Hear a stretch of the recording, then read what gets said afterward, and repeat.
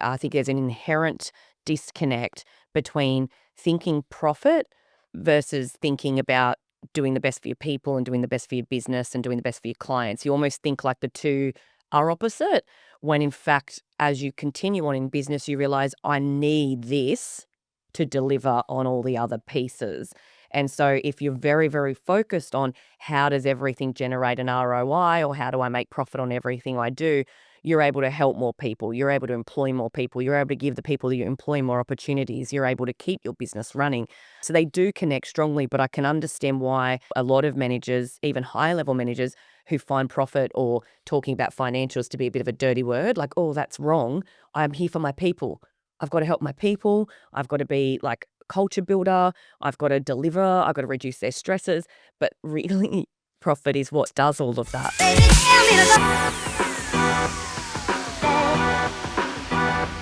All right, we're talking about profit. First up, first dressed, best dressed, profit starts here. It has to start here because there's a huge flow-on effect to profit in our model. You know, you make more profit, income, call it what you like. It all filters through from a company, a business, or whatever. It flows through to you ultimately, okay? More profit you make, more income you make, more money you have, more dividends you got, et cetera, et cetera. That affects your whole model in a huge way, a profound way. And how it affects you in a profound way is that if you make a lot of money, you then can usually get somewhere between a 6 and a 10 of other people's money or finance or bank loans, etc. And that enables you to buy property because you're using the principle of leverage to create fast wealth. Okay. And that's going to take us many, many, many podcasts to go through that journey, but it all starts with profit. So hypothetically, if you made 100 grand, you might get access to $1 million worth of debt, and then that might make you another 100 grand in its simplest format. You make $1 million of profit, well, you got the same equation. Okay. So you're expediting how quickly you can create wealth inside and outside of your business. So it does start with profit.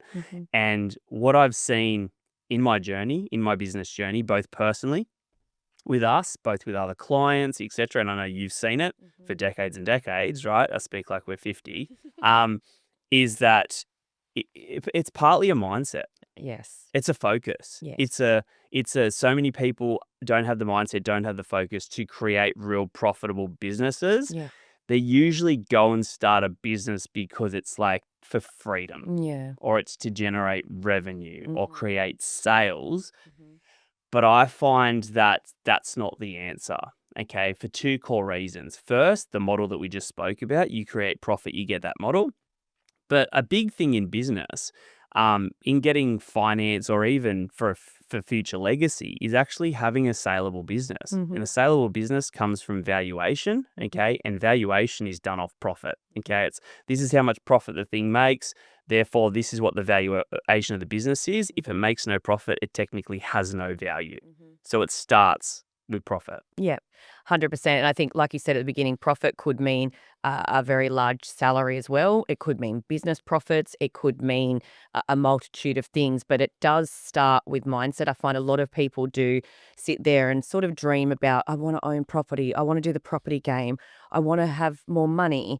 I need to, how do I do that? I'm going to start a new little business, or I'm going to become an influencer, or I'm going to try to do all these things that they see out there without focus and without intention, and without really being specific in what am I great at that no one else is, or what can I do better? And even if it's like, even if you're employed, you need to think about, where are you employed? Is that going to get you to a point where you make more profit, or do you need to change where you're at? And I think that's been my mindset all my life, and yours, is never sit still. You need to keep moving. You have to keep strategizing. You have to keep playing the pieces and making sure you're getting yourself further and you're getting more profit. So we're going to focus more so on business, but it goes into the personal realm as well. With business, completely agree. A lot of business owners that we see, particularly ones that come in pain or saying, I'm not generating enough profit, or I'm in deficit. How do I fix this? I had such passion. I thought this was absolutely going to be the thing. There was belief, there was conviction, all those things, but they didn't have the tools or the guidance to get that moving as quickly or as effectively as it needed to. And like we said in the intro, it's because there's a multitude of things that you have to be doing. It's not just being able to have an idea and then open a business and it should just run. It doesn't work that. I've not seen it work that way. And this is why we're going to talk about all the one percenters. It is about having a really great funnel. That's something at the beginning you and I struggled a bit with. We were like, we had clients, but we didn't really have that offer, that conviction in our offer, or the partners and the people who would say, hey, you're our guys, we want to refer to you because you know your stuff. So now we're in a position where we've looked at that for years and thought, how do we make sure that people want to come to us because we are the best in Australia at a particular thing? And now we know it's structuring, it's having the right people in your corner to advise you on business. It's property. So we've got that nice little niche now. So I think a lot of business owners overlook that part. Like, where is your business coming from? It's not just going to be falling from thin air. Yeah, I might even pull it back just a little bit because you're already starting to go into the one percenters, which is what we definitely have to go into today around like how do you make profit on the one percenters? But I almost want to go up to a principle that's the collective of all the one percenters. And it's an intention, not just in your business and your mindset to make profit in your venture, but it's actually to make profit in all the constituent one percenters. And what I mean by that is, a lot of people go into business and a lot of them have it, right? They've got passion. They've got purpose. They want to do more. They want to be more. A lot of them have that, but they don't have that almost equal intent to make profit. So they go in and they want to help the world, and they do. A lot of them do help the world, but because they've got no ROI or profit intention on that purpose, they don't make money. And that's the reality of what I've seen. And then those that do go in with that intention, they go, no, I'm going to have a purposeful business with a lot of why, and I'm going to make profit. I've also seen them go into the business, and then based on all those 1%, as you said, they don't have the intention to make profit on the constituent parts. So they'll go, going to make profit in my business. It's going to be purposeful. And then you're right. They do things not to make profit on each part. For example, they look at the people and they don't objectively aim to make profit off the people, okay? They hire managers and they don't look to make profit off the managers. They hire leaders, they don't look to make profit on the leaders. And the more your business goes along, the more complex it gets, the harder it is to make profit. The same with what you said. They get marketing, they don't aim to make profit off their marketing. They get IT or systemize software. They don't aim to make profit off their software. And so if you don't have that mindset intent to make profit at the collective, the constituents will struggle too. And so my perspective is, just like property, you'd go and buy a property to make profit. You do that with your business, not just your business as a whole, but on the micro level of the 1% of the constituent parts. Go in and objectively look at all the bits and go, how much profit does that make? How much profit does that make? How much profit does that make? Just like you'd go with an individual property, how much profit is that going to make? Exactly. That was very well said. And I think I can relate to why they do that, because I think I did operate a bit like that earlier in my career, because I think there's an inherent disconnect between thinking profit versus thinking about doing the best for your people and doing the best for your business and doing the best for your clients. You almost think like the two are opposite, when in fact, as you continue on in business, you realize I need this to deliver on all the other pieces. And so if you're very, very focused on how does everything generate an ROI, or how do I make profit on everything I do, you're able to help more people. You're able to employ more people. You're able to give the people that you employ more opportunities. You're able to keep your business running. So they do connect strongly, but I can understand why, and I've worked with a lot of people, a lot of managers, even high level managers, who find profit or talking about financials to be a bit of a dirty word, like, oh, that's wrong. I'm here for my people. I've got to help my people. I've got to be like culture builder. I've got to deliver. I've got to reduce their stresses. But really, profit is what does all of that. Yeah, and I agree with everything you said, and I've spent a lot of my life doing exactly what those other professionals did. You wanna do the business because you're like, cool, I got a business, I got freedom. You're not even really thinking about profit. You kind of want it for the freedom, and you don't want to get dictated to. Like that's kind of the real reasoning. And then you get into business, and you're like, I'll employ this person because they're a good person, and they can do what I don't want to be doing anymore. So it kind of works well. or you do marketing because you want awareness and you want people to see you, and you do these different things still with really good intentions to hire a person or to hire a system or to create a system, etc., etc. But the reality is, you're exactly right.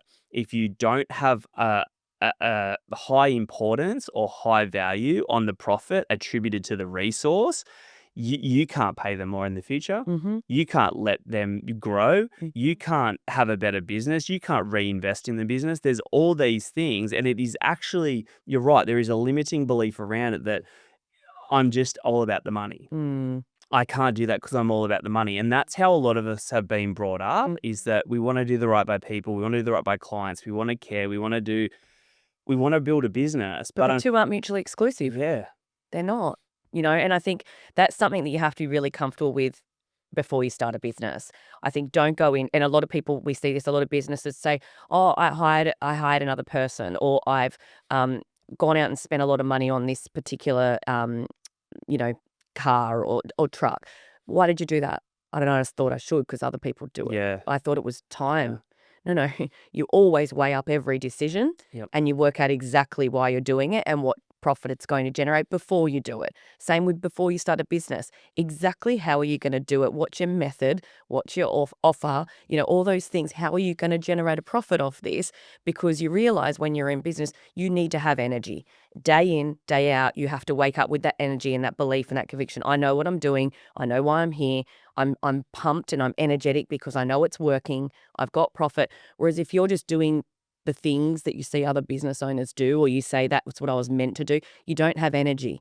And when you don't have energy, nothing else really happens. And then we see businesses fail. And that is a big part of why we see businesses fail. They went in with the wrong intent and they didn't have the energy to keep it going. Yeah. This is a little bit of a sidetrack, so I'll try and sidetrack, then bring it straight back. I did a podcast last week, and they were with two really good buyers agents, and I let you know about it. And when we were talking, it was like sometimes we struggle a little bit with our clients to articulate why they should do something. Mm-hmm. Why buy this property that's higher than the median? That was the conversation, or the median price, average price. And I said I've come over the years to a conclusion that you have to have the why and the ROI, and they have to be together. Yeah. Okay, they always have to be together. So the why might be, I want to get this person so we can keep growing the business and keep helping clients, and that's amazing. Like, you've got why in your business at a big level and a small level, but the ROI's got to match. And it's a nice little ring that I remember, that the why and the ROI must go together. So if you go out there and you get the truck because you need to get the truck because you're struggling with transport or getting staff around or whatever it may be, what's the ROI attached to it?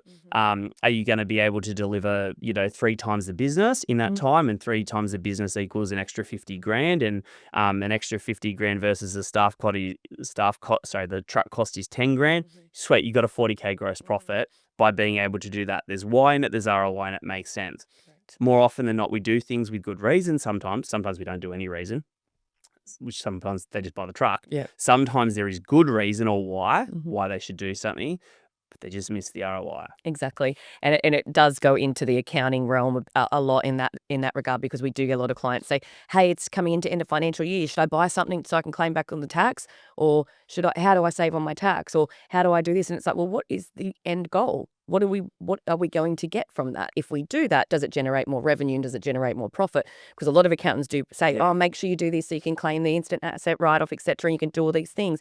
But they have to understand the bigger picture. You have to question, you have to understand. So I think that does go into the accounting land and tax land a lot. Yeah. And yeah, it absolutely does. And so you hear me go bananas. Taxes are cents in the dollar. It's 25 cents in the dollar, give or take, right? Maybe a little bit more. But if you're not making money, if you're not making 50 cents in the dollar extra, then why do it? Yep. It doesn't make any sense. Exactly. Yep. And just when you were talking before, I was just thinking of some clients lately that some of these people, and I won't name names, they are hearty people, like really hearty people, a lot of very passionate, hearty people. was actually on the phone to one of them yesterday, and he does it for all the right reasons. If I started talking to you about how sentimental these reasons were, I'd reckon I'd start crying. Like he really does stuff for the right reasons, and to help people. But the ROI mechanism hasn't been there. It's always been help more clients at scale, get more people to help more people. That's the level of conviction he has had and the heart he has. But unfortunately, that business probably will be walked away from because the ROI didn't support it. Yeah, and that's Because people that didn't have his same passion took the piss. yes. Clients took the piss, and they naturally will. Yeah. And had he have had an ROI mechanism on the staff and on the clients throughout the business, Yeah. he naturally would have been able to keep helping people with his intent and his legacy and his passion and his purpose. But that's how important this stuff is. It is, and I think with that, I don't know that story super well, but I've seen it time and time again, and it is sad because they're the people I really want to succeed in business because they've got such a deep-rooted passion and why for what they do. But I would say to that is always make sure you've got someone trustworthy in your corner that you work with that maybe does have that ROI hat, does have that business, like the savvy business-minded person, that can make some of those harder decisions for you. Because that's great to have in business. It's actually one of the backbones of business is purpose and why and real meaning and belief. And I think that's where we're lucky and blessed to have each other and the people that we work with because we're able to bring in the best parts of one another when we need them. And there's definitely times where we've struggled in business, where we've struggled in life, and we've needed each other's mindsets, I guess is the right word to say it, or training or skill set to be able to bring the other one out. Or to be able to strategize a bit more and say, look, I'm just too deep in this. I can't come up with the solution. I can't do that to that person. They've been around forever. It's like, well, unfortunately, when you look at this objectively, they are taking the piss. They aren't paying their bills or they aren't turning up to work or, those sorts of things. And that's not fair to you. It's not fair to us. It's not fair to them. You raise a good point. You raise a super good point. It's not so much about now, like starting out and making sure everything's got a Y and an ROI attached to one another. But I agree, sometimes you get into a position 12, 24 months down the track and you've got people that you care about, that you emotionally care about, that you're tied to, that aren't hitting that ROI mechanism. They're either causing impact on the business, they're causing impact through their own makeup and what they've got going on.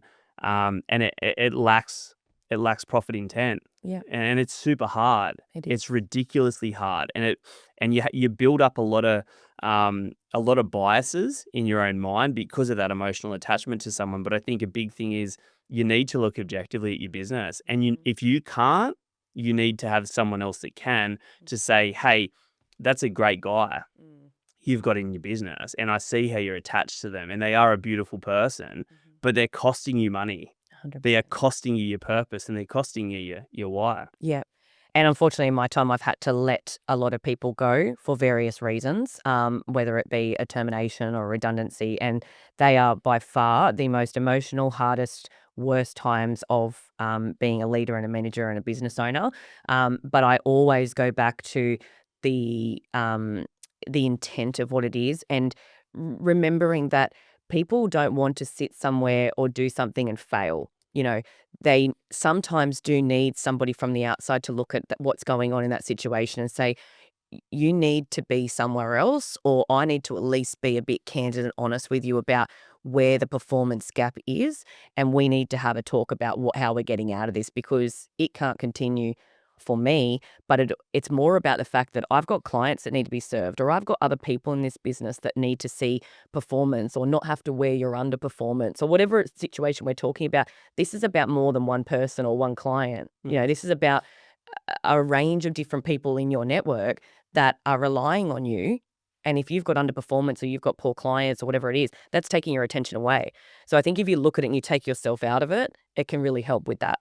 Yeah, and it's not just performance, it's performance. Profit, exactly. And it doesn't matter how you attach it, but it's not just like someone, it's having that and, like making this practical as well and being as open as we can. Like, I think something that you and I have built over our collective, relationship in business working together it's about KPIs. Mm. It's about simple, measurable KPIs. And you've heard me say a lot lately. What gets measured gets managed, Yep. and not just performance managed, but Mhm. profit managed. So if you sit there and say this is what your expectation is, not just qualitatively but quantitatively, I expect you to hit this money to keep the business profiting and purposefully driven. Mhm. I think it's super important because since we've been more laser focused mindset and aware of this piece in our journey together, we've seen people shift. Like we Mhm. have seen people shift and go, okay, cool, that's my target. That's what I got to hit. Like that's how I've got to do my job. Yeah. That's bigger than just roles and responsibilities, but is actually, how I help the money and how I give longevity to the business. Yeah, I'm so glad you brought up KPIs. Wow, what a topic KPIs is. But I think again, the KPIs is almost like profit, where it's like people feel like, oh, I can't do that to my people. I can't implement it. They'll think I'm micromanaging. They think I'm all about the money. A lot of people who are given KPIs too do struggle with them or combat them or say, oh, I don't feel comfortable with that. I liked operating in the old way where I just got to do whatever I Yeah. wanted. And it is a bit of a journey when you need to implement them maybe out of the blue. You should always start out with them, from the beginning so people don't get into bad habits. But if you do need to implement them out of the blue because you don't have them, and everyone should absolutely have them because they do connect with profit, there needs to be a process of how you discuss them, how you develop them together, how you explain why they're important, how you explain why they're going to help that person, how you explain why they'll help our clients in our broader business. They are not about making you more profit. They are about so many other things. And I agree, we've seen shifts in our people. And again, a lot of them have been a bit resistant over time to having KPIs, but we needed to involve them in the process, which is what we've done. And you go on a bit of a journey. It takes a little bit of time and you refine and you get them to a point, and then usually you've got buy-in. And at that point, you've really got to measure them tough and you've got to do the weekly review or the daily review, and you've got to keep the momentum going. You don't just implement a KPI and say, okay, we've got KPIs, everyone hit them. How are we going towards them? Okay, you're struggling with them. What part are you struggling with? Okay, let's break that down. Let's look at your calendar. Where are you spending your time? How are you spending your time? Okay, I can see why that takes you so long. Let's remove that and give that over here. You've got to strategize with them and not just say, you didn't hit your KPI, why not? Yeah, it's too. That's it, you're out. Yeah, I agree. It's partly education. Mm. So you got to educate around the KPI. Uh-huh. I remember years ago when we weren't working together and I came and did a bit of a thing with you around KPIs, and it was just around like, this is why you do KPIs. Mhm. This is why we need to do, timesheets. This is why we need to do these particular things. So I think education's important. Yep. But again, not taking things personal. So if there is an employee or employees or people in business that do have a bit of a, oh, you're all about the money, oh, why this? It's like, don't take it personal. It's actually not you Yeah. as the leader. Yeah. It's them. Yeah. It's their beliefs. It's their attachment to money. It's all these things that you can't take personally, and you need to hold the mindset not to take it personally, rather to educate. And if it can't be educated on, then you've got a closed mind person that's never going to succeed. Well, I think it's also remembering what are you expecting to what sort of people are you expecting to have in your business? Because if you expect high performance, excellence, we're client centric or whatever it might be, then that's the culture you build through the KPIs and the systems and the meeting rhythms you have around it and those types of things. So what really starts to happen is as soon as you build that and you have somebody come into the business that's not aligned with that, they know very quickly that they're not aligned with that. And they either get on board Yep. or they don't. Yep. And that's where you need to make that quick decision on that. But when you're doing interviews, you should be looking for that. This is the type of culture we've got. This is the type of expectations we've got. This is why we are like that, because we have clients who are high end. Their expectations, they pay us a lot of money for what we do. We need to deliver. This is how we deliver. Yep. But in return, what you get out of that is growth, opportunity, promotions, bonuses, whatever it might be. So you're explaining the why all the time through the interview, through the onboarding, through the management of them, and potentially, if you have to let them go, you're saying, I explained all of this and this is why. And unfortunately, there's a disconnect here, and we can't have that. It's not good for you because you're not going to flourish here. Yeah, it's a win-win. Mm. It's a huge win-win. I think that's really important in the frame-up or how it's explained and educated. It is heavily about the win-win. It's not about you or me or anybody else being all about the money. Yeah. It's about everyone wins when you do your job. Exactly. And when your job is measured and managed by a KPI, you win and everyone wins. Well, Because you get again, to feel good. Because how frustrating. If Yeah. you're an employee in a business, you bust your bum off. Yeah. Like, you work hard, you grind hard, you've actually got good why and good intention, but you can't hit KPIs because you're working hard, but you're not working smart. Yeah. You are not getting a pay rise That's for right. years and years and years to come. Yep. But if you open your mind and you go, cool, these are the KPIs expectations I've got to hit. This is the help I need to hit them. And you start moving towards that. You're getting paid bonuses, like you said, you're getting paid more money. You're winning, business is winning, clients are winning. It becomes everyone's winning. Yeah. Yep. But I do believe that is, as much as we're going to talk about 1%ers today, I do believe you've got three elements on a P&L to create profit in your business. A profit comes from a profit and loss, which is a P&L. And it's, you got at the top, you got sales or revenue. Then you've got direct cost. Okay. Usually you've got direct cost. And then you've got overheads. Yep. Now, overheads are fixed costs. Okay. They're not really expecting to make you money, but in some instances, I like to put a viewpoint that they can make you money. Yep. Example, you go get a certain rent, right? You say rent will never make you money. If it's got a branding intent, it could make you money. Yep. It could be a funnel, like you said before, but it's usually your direct cost that makes you money. So in our business, for example, and a lot of service-based businesses, if you've got people, they make you money. And so if you start there and you only started there based on KPIs, like we just said, that could shift your whole profit in your business dramatically.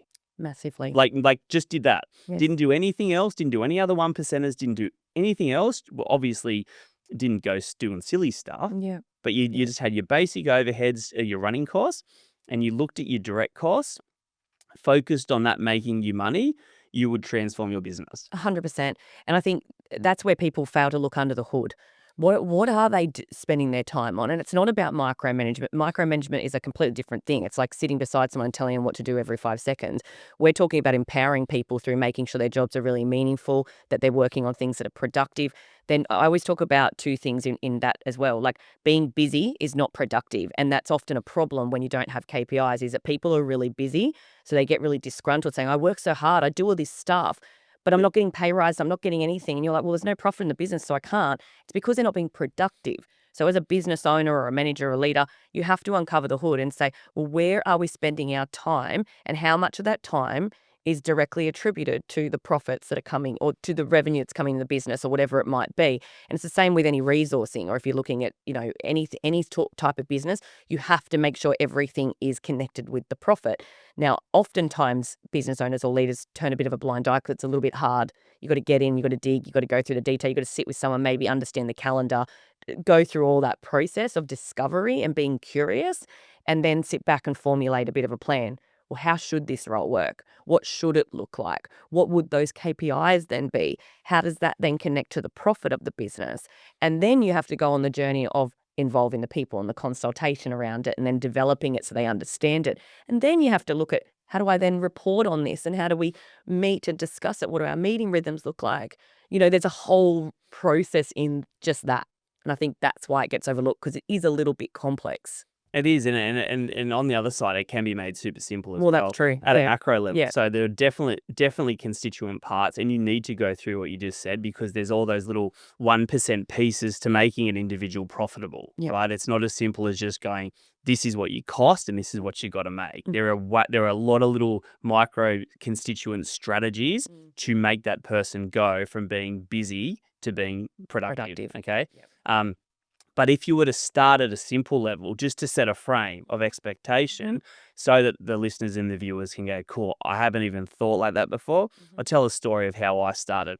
A lot of accounting firms, okay, what they'll do is they'll say that person gets paid X, that person is expected to make this. And that's the model. Yep. Simple as that. It's a 3 times model. Yep. And what the 3 times is always, if someone gets paid 100 grand, they're expected to make times 3, so 300 grand. 100K goes to the person, right? Worst case scenario, 100K goes to the overhead, and then the shareholders get the other 100K. Yeah. That's why it was a 3x. So if you start with something like that in a really simple way, you've got a profit model to your business, okay? 100%. And it's usually got to be fair and reasonable, with how you price to market as well. Correct. Okay, so if you look at that idea or that model that I just said there, if you pull it back to like an hourly rate, someone getting paid $50 an hour might charge out 150. Yeah. Someone getting paid higher because they're more experienced, they can help with much more than tax, etc. They might get paid $100 an hour, but Yeah. their charge out would be $300 an hour. So that makes sense with like averages in the industry. So if you start with something like that, you have a framework, Yep. you have a model, right? Yep. See a lot of businesses that aren't in our industry, they just don't have a profit model to make Yes. profit. They just go, I'm going to hire that person. I'm going to pay him $50,000 or $60,000. They're going to be a PT in my business, right? And that's it. Yep. What's their guideline? Yeah. How many PTs do they need to do a week? Yes. How much do they need to charge out? Yep. How much must they book to hit where they might get paid $1,000 a week? Yep. But they're making you $3,000 a week, and a grand of that's going to overheads, and you're making $1,000 profit. Yep. You get 10 PTs, you've 10x that. So Yep. there needs to be that level of profit intent. And then I completely agree. You then pull it back to the components of the person to go, if you do this and this and this and focus hard on that, you will make your objective and your KPI. Yep. If you just do all this stuff because you're busy and because your conditioning loves to just be busy doing these particular things, you're not going to hit your KPI. Yeah, I'm so glad you brought up that macro level sort of formula that you use really, really well. And it's 100% correct. Starting with that end in mind, starting at the macro level and working your way backwards is super important, because I guess the way I explained it before was uncovering the hood and things like that. But you're right, it has to start before that. So okay, well, what is that? What is that end in mind that I'm working towards here? And then how do we break that down so that person understands how all of this equals this? Why an ROI, Why right? exactly. Yeah. Yeah, I love that saying. That's great. We're gonna use that all the time. And I think another model that you use really, really beautifully that we've seen help a lot of builders out, or tradies in particular, is where you've got that working backwards situation where we see a lot of them put, a certain markup, they pluck it out of the sky and just hope that'll make a certain margin, and it doesn't work that way. No. You give them the framework, you talk about all the overheads, you talk about the direct costs, you talk about what the markup needs to be based on the profit they need to achieve at the end.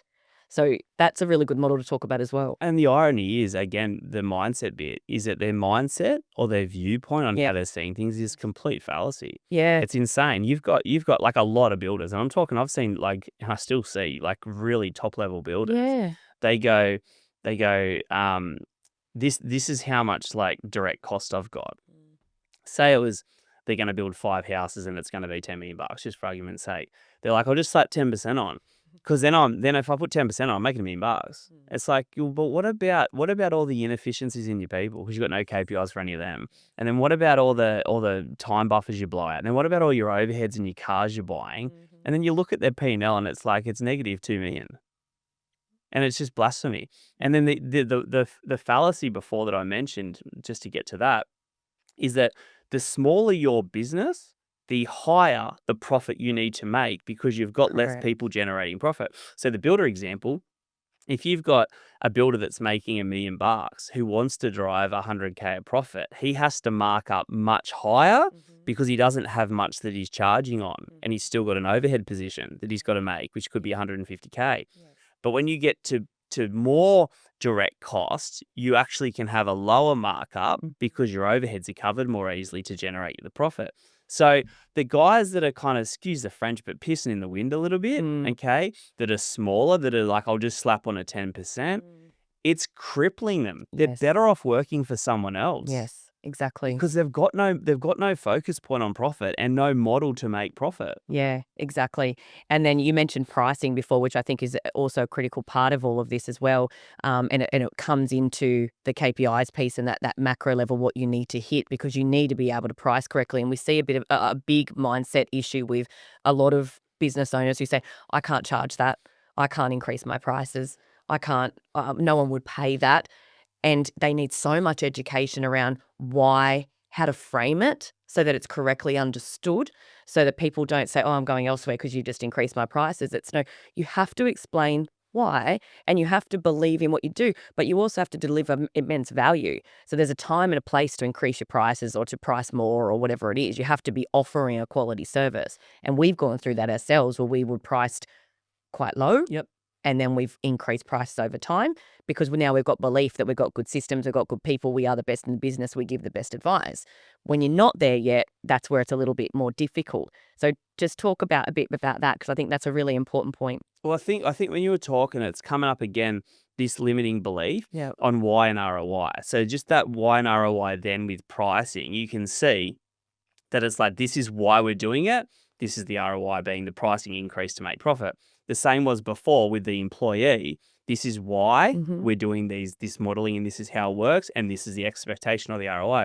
So it's quite universal across all these 1%ers that there is a good why and there's a good ROI. Yeah. So I think that's the thing that I just wanted to really plant. Yeah. And going back to what you said, historically I had a lot of why, and I think I'll give you credit for this, that you picked it up on me. Is I was like, no, we service people, we do this, we do that, but it wasn't making an ROI at all. It was just kind of helping a lot of people, But it was killing you. and it was killing me. Yeah. And and they were actually ironically undervaluing me more back then when there was less ROI. Correct. Because the why was missing. But I think something we did very well, and you did very well, was articulate the why we are doing this much better, and why we are set up like this, and why we. And then the ROI was able to increase simultaneously. Yeah. So it's not about just going and overpricing everything and go, No. I need to make more ROI, because then you're slanting on the other end of the seesaw. Correct. The seesaw needs to be level. Yeah. Really good reasoning and why and frame, as you said, but really good ROI as well. It can't be one or the other. They go hand in hand. And there's a real method to that, right? So when it comes to pricing, it is a little bit complex, and that's why we like to help people with it, because you really do, and even talking about our business, going in there and understanding, again, uncovering the hood, what was going into those fees, what time was going into that fee, what were people paying us for, what did they need, what did they not need, and we really we created this whole new pricing framework that broke things down more specifically, so that we could say, well, as a business owner of this size, or as a business owner that requires this, or as this type of business owner, we give you the horses for courses, we always say, right? So some we were overcharging, some we were undercharging, because we didn't really have a method to how we price. So when we broke all of that down, we were able to more easily measure and also give our staff the type of work that they enjoy a bit more, rather than pricing everything as a whole and giving everybody the same level of price, if that makes sense. It makes absolute sense. Yeah. I think, and that you did that, right? I think the thing that you did really well is you went, like, don't generalize and just have, like, everyone gets this. Go, you get to choose. Get to choose what you want. We'll help you with what you want, what you need, and we'll have a lot of different options and a lot of different ways to do it. And so you had enhanced the why massively, and good reasoning. But then the ROI came with that as well. And if people didn't want to pay for the ROI, they didn't get the ROI. But it made the business make a lot more sense, and a lot more profitable sense. And I think it was very well done. Just going back again, so back to 1%ers here. You've just said one which is huge. Pricing. That's a 1%. That's not a 1%er. It's probably like a 30%er, right? Yeah. We've talked about people. I believe, this is just my belief, is that in a business that you're growing, people are your greatest asset. I know you'll believe in that one. And research, you're lady of the people, right? But they are your most profitable asset as well. Correct. They have to be that too. They can't just be your asset. I do believe that people are your first. And if all you did today at the back of this is went, cool, I'm keeping it simple, I'm focused on my people, how much money did they make, and modeling this out, you'll be leaps and bounds. And I know I'm doing the crazy hands again. That would be, I get excited, okay? I just get excited, Lisa. I love your excitement. I love your part of who I am. It makes me happy. Nothing else than that. I can assure you it's nothing else than that. I'll stop with the crazy hands. Then you go into things like pricing. Yep. Etc.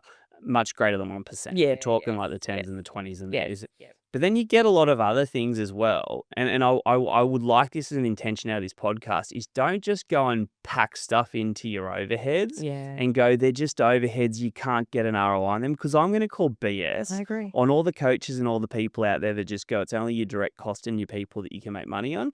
I believe marketing and sales should be put up almost in direct cost. Reason being, I've seen you do them sometimes, and I wonder why, but I understand why. And I no, don't what, get it. it's yes, they're not direct cost. Technically, They're not. Yeah, I know. I They're know. not direct cost. No, You're right. yeah.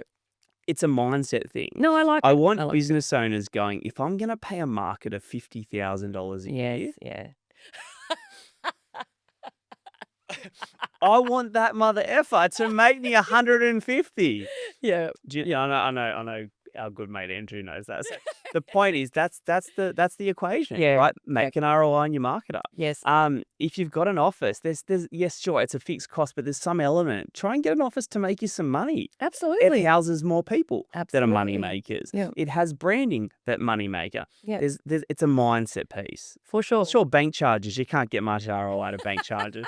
That could be, but the point is that's where we need to start. Well, you can cut things out too, right? So a lot of places don't even do that exercise of going through their P&L line by line and going, what do I not need, or what do I just want because I want it, but it doesn't really serve me Or make me money. or make me money. So you can actually get some ROI by cutting some of those. But I completely agree. Everything you do needs purpose and needs profit, right? So a little while back, we had actually not that long ago, we had this office at Erina, Yes. and we weren't feeling it, and we went in and we thought, why aren't we feeling Yes, it? good The story. vibe, the energy, it was lacking because it was old. We'd taken it over. I'd had very old retro furniture. Velvet. Vel- Red had these big old desks and these massive cupboards, and I was like, well, the cupboards are good for storage, and you're like, yeah, but they're built from like the 70s for lawyers, and there's no paper anymore. I was like, yeah, you're We're right. digital, Mick. And then I'm you like, went and "You're right." bought more furniture with cupboards. And we've spent a shitload of money on this thing, but now we want to be there, and now we're energized and we're ready to grow again. We're inviting people in, and they're coming in and they're wanting our business. We had somebody walk past the other day and look at it and go, hey, what do you guys do? Oh, I need that. And they've got a lot of money in the bank ready to go, and so it does make money if you do it with intention. We had to spend a bit of money. We had to take a little bit of a risk, but it was a methodical one that we made, that we went, okay, well, how do we make this work for us? Instead of sitting here going, we've got this overhead, costs a lot of money, we don't feel good going in there, the people aren't energized when they walk in there. Let's flip that and make sure it does what we want it to do, because we're locked in. We need to use it. Yeah, and I agree. I think the thing I'm just going to test you. What's the word that kept coming up around the pre-reno office? The word that kept coming up, See how well you know me. well, like everything you talk about is energy. No, utilization. Utilization. Oh, you Saying did. You effort, did. Sorry. I'm like, you can pay. We'll just use numbers. So you can pay 10 grand for something per month, right? And it's got a really low utilization rate. Yeah. Okay, call it 30%. Yeah. Some people come, they go, they're in, they're out. It's kind of creating culture, but it's not really creating culture. That it is intangible and it's hard to get an ROI on. Yeah. So it's doing that, but you can see it for what it is. And yes, we went and spent a heap of money on this, but it wasn't about spending the money. It was about investing the money. And if you can go and spend an extra 50K on something, get your utilization rate up from 30% to 80%, because people want to be there. They're creating culture and energy being together. Everyone's got a better harmony to them. They're serving clients better. Clients want to be a part of it.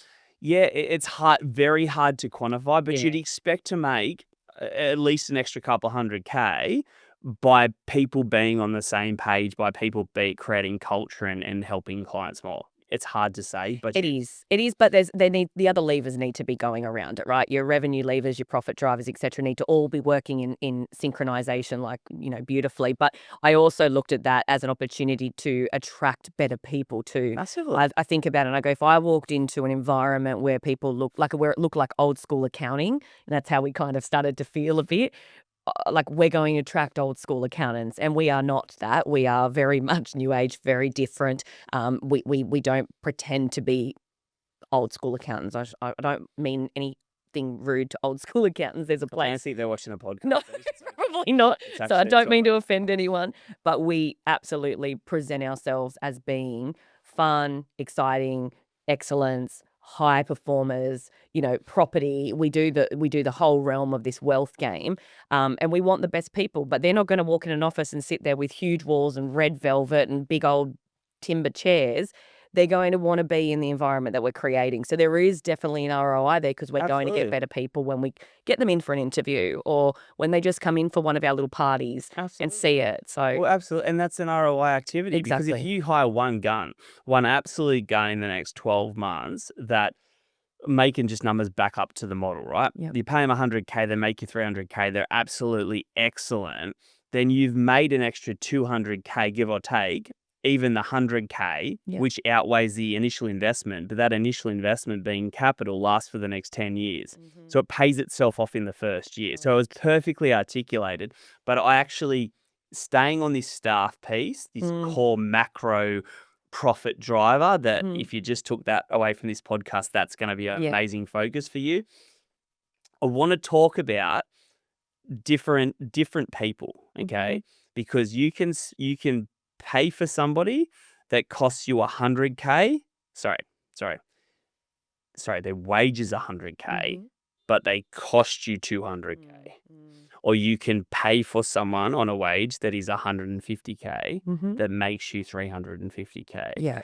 How important is that? Because that can make or break your profit model. Absolutely. Absolutely. And I've been on this journey 1,000 times.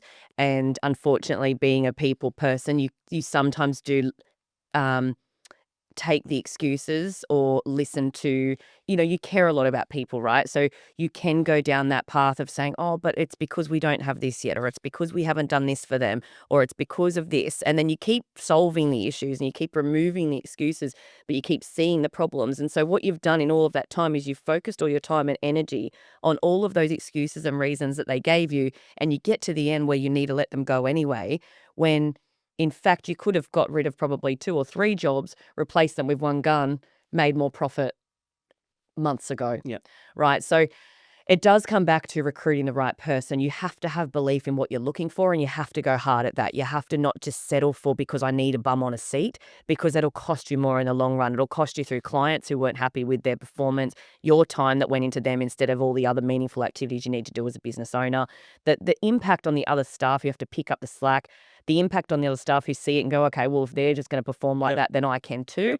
It costs you in so many ways versus if you get that gun that everyone's elevating together because they're showing people, hey, look at me, like I can do it this way, I can do it this fast. I'm contributing ideas to you. I'm bringing clients in and you're not there having to do it all. There's just so much in that will cost or give you profit. Yeah. Vice versa. So, it's critical. It's critical. But again, it's that mindset piece. And a lot of business owners will go, I'm going to get them because they're cheaper. Oh, They're not I know. cheaper. They're not cheaper. Yeah, they cost you 100, not 150. They were cheaper, but they ended up costing an extra 150K because they were toxic, because they were underdeveloped, because they whinged about KPIs. You'd be better off just like a property, paying more. Well, it's an investment. It is an It's an investment. It is an ROI. So are they long term? Pay for someone that is an investment, because it doesn't matter if you pay for a property that's 500K or $1 million. If the $1 million property makes you more money, it makes you more money because it's got more profit attached to it as a return on investment. Same with a person. It doesn't matter if they're 50 grand, 100 grand, 200 grand, 300 grand, 500 grand. Yep. If they can hit their KPIs, if they can hit their profit metrics, and they're an amazing person, it's all relative. 100%. You pay for what you get. 100%. That's why I don't buy Gucci anymore. Look, it lasts Never a long even time. Gucci. Yeah, and they don't fall apart. Materially, Okay? it's a whole nother subject. They're an investment because they're resale value versus a normal bag. Well, I appreciate that you've told me that. I thought it was for other reasons. No. See, why an ROI? Investment. Well done. And your Gucci earrings, which you just know. They're Louis Vuitton, actually. Yeah. Investment, right? Yeah. You're going to sell them for an extra 10 grand. I won't sell them, but yeah. Your kids will inherit them and then sell them for that's right. buy their I might access equity or something from It's from you. Yeah, right. Okay, that's a whole other topic. Okay, cool. I feel good about this. Yeah. But you and I had an agreement, and we spoke about it when we restarted this podcast, that we're gonna leave people, viewers, listeners from this podcast not going and being like, fire, that was cool. It was energetic. I got some insights. Now I'm just gonna go off. I don't want people. I want people going out and taking some serious action. Yeah. Your biggest word of the ages is execution. You're obsessed with it. You love it. I reckon like when I ever do your, what's it called? Your eulogy? Because you're older than Hopefully me. not too You're soon. older than me, but you're older than me. You've got very bad hay fever, so you could be before me. That's true. That is true. That is true. But I still show up. When I do that about you, I'll say your eulogy was a eulogy of execution. That was beautiful. I love it. How do people go and take action right now? Yep. How do they leave this podcast and go, you know what? Yeah. I'm not just walking away motivated. Yeah. I'm walking away motivated and going to take something and create some momentum in my business. Oh gosh, I could rave on forever, but I'm going to try to do the quick version of this. Okay. So I think the biggest thing is we've talked about a lot of information today, and we didn't want to overload people, and that's what we're going to do. Bite-sized chunks every podcast. But for some people, a lot of what we've talked about might be overloading. And what happens is that then they become stressed and their brain shuts down and they go into inaction. So we want people to let that down. And remember, we're talking 1%ers. We're talking just get the ball rolling. Just make a decision today. Do something to get the ball rolling. Now, the biggest thing, the reason why I can execute so much and I manage my time is because I've got really good systems. So I'd be just sitting here making a little list of the things that I could do right now that are really simple, and then maybe a project list. This is a bigger project. I'm going to put that on the project list, but I'm going to schedule these things into my calendar so that I've got a system working for me. So I think those systems around time management and execution are critical. But what I will say is just start. Just start. Don't let that blockage hold you back and go, it's all too hard, Fire. I've got so many areas. Where do I focus? It's like, just start 1% of each part. We talked about people. We talked about pricing. We talked about KPIs. So just look at those 3 areas as a start, or even just look at that profit driver you talked about, that little 3 model. That's really easy to sit there and do that at a macro level and get an idea of what should that return look like for me. And if you struggle with all of that, then maybe just sell your business. It's great advice, though. Just sell your business. Don't sell your business. No, I'm Because you've got no profit. You can't sell it for anything. That's true. Don't sell your business. Come and see us. Come and see. Oh, there you go. There you go. I don't like that plugging. Sales there. It's a dirty word. Sales. What I would do is if you're a business owner, I would go and just get your P&L. In addition to everything that you've said, I would chunk time in the calendar to do this. Yep. I think that's a great idea. I'd put a thing in your calendar that every single week you're going to be focused on profit for an hour because it affects your whole wealth creation, your whole family, your whole business sale, absolutely everything. I'd put an hour in your calendar. But what I would also do immediately, get a profit and loss statement. Yeah. Look at the things in your business, like your people, etc., like you said, and go, how much money do they make me? Yep. And if you don't know how much money they make you, that's a perfect starting point to that model. To go, if I pay this person that, they should make me this. We've already seeded some ideas today. Look at some other things. If you're paying for marketing, how much money does that make me? If you have no idea, great, start there. Maybe ask the marketer how much money they make you, because they should be able to convert leads coming in to close clients to how much that client makes you per year versus what you're paying the marketer. You need to have that on there. If you don't have any of this, fantastic. It means you've got some work to do, but you've got a lot of time to do it, right? Baby steps 1%, but you've got to look at all the costs in your business and how much money they're making you. And if they're not making you any money, start with working out what money they should be making you by the modeling or the framework piece, and then start to get to work on how you can shift that. So for example, you go, this person's getting paid that. They should be making me X. They're not even getting close to that. Firstly, you need to gather your facts on what they should be, what they're currently making you. Start to work with that person. Can we have a meeting like you said before? Can we start to work around some new metrics? I want to, moving forward, win-win. I want you to hit your metrics. I want you to perform. That's our only goalpost. What gets measured gets managed. But I want you to be incentivized as well. This isn't all about me. It's about us and us winning together. Okay. And then starting to work on those new goalposts. And you can't do everyone at once. You might do the first person. Then you might do the next person. Then you might do your marketer. And then maybe in 3 months from now, right, you have a KPI or an expectation or a target, simple, on every single part of your business as your costs, and no longer are they costs. And take them on the journey with you. Take them on the journey with you. Don't do it alone. You need people in your corner, and just if you get your people on the journey with you, it'll make it a whole lot easier. Absolutely. And if you need more help on this stuff, obviously this is our specialty. We are the money people, whether it's talking about business profitability, whether it's talking about valuation of businesses, whether it's talking about finance or property. We are experts here. We have no intention of this podcast to go out there and sell you to become clients. We've got lots of clients, lots of amazing clients, but we are also here to help. So if you need specialist help, reach out to the Business Strategic Advisory, or we'll see you in the next podcast.